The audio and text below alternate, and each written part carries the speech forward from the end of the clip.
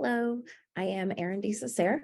I am leading the seminar Race, History, Change, and Social Activism, Baseball's Impact on America. I am an associate professor of interdisciplinary studies at Johnson C. Smith University in Charlotte, North Carolina. I'm very excited to explore this topic of baseball and how it impacted America and what we see today.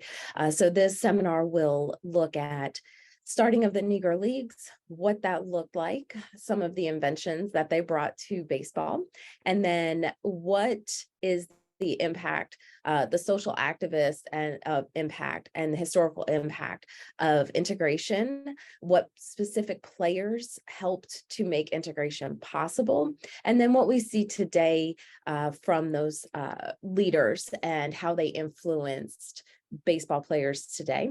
This seminar came out of a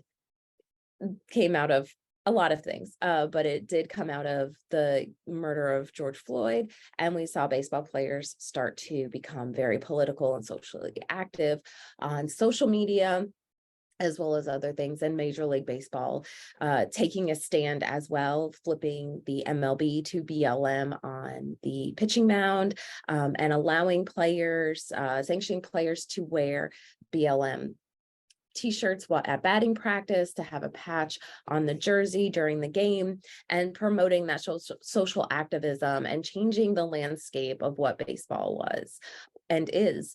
And we do see a lot of people, and part of this came from the fact that a lot of people, fans, were yelling that baseball is not political. And when you look at the history of baseball, and baseball being America's sport, baseball is political, but it's political in a positive way when we look at what did baseball do for a variety of things when it comes to advancements in the game, even technological advancements. The Negro League is credited with the first night game.